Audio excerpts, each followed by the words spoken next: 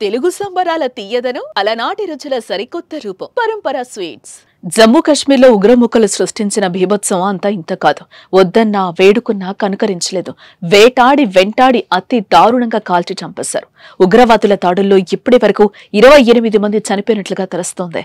అందులో మన తెలుగువారు కూడా ఇద్దరున్నారు. అందులో ఒకరు నెల్లూరు జిల్లా కావలికి చెందిన మధుసూదన్ రావు.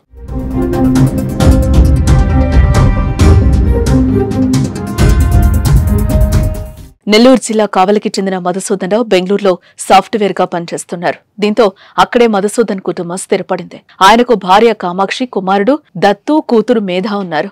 ఇదిలా ఉంటే విహారయాత్రలో భాగంగా ఆయన కుటుంబం పహల్గామ్ కు వెళ్లారు. అక్కడ కుటుంబ సభ్యులతో కలిసి కశ్మీర్ అందాలను ఆస్వాదిస్తున్నారు. ఈలోపు ముంచుకొచ్చిన మృత్యువు మధుసూదన్ రావుపై విరుచుకుపడింది. ఆర్మీ డ్రెస్ లో వచ్చిన ముష్కరులు కాల్పులకు తెగపడ్డారు. తమను చంపొద్దంటూ వేడుకున్నా వదల్లేదు.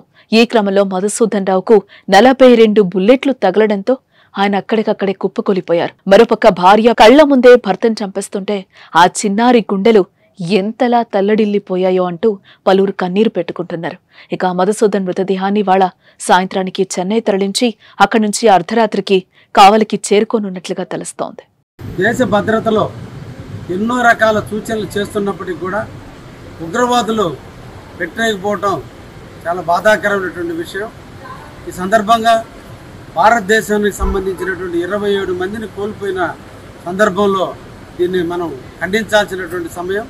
ముఖ్యంగా మన కావలి పట్టణానికి సంబంధించినటువంటి మధుసూదన్ ఉద్యోగంలో చురుకుగా ఉంటూ భార్యాబిడ్డలతో ఉండేటువంటి సుఖసీమను సాగించే టైంలో ఇటువంటి విచారకరమైనటువంటి సంఘటన జరిగినందుకు చింతిస్తూ ఆ కుటుంబానికి ప్రగాఢమైనటువంటి సానుభూతిని, ఆ మనోధైర్యాన్ని ఆ కుటుంబానికి ఇవ్వాలని ఆ దేవుణ్ణి కోరుకుంటూ రేపటి రోజున వారు చేసేటువంటి అంతిమ క్రియల్లో నేను కూడా పాల్గొనడానికి రేపటి ఉదయాన్నే హైదరాబాద్ నుంచి కావలి కూడా బయలుదేరిపోతున్నాను.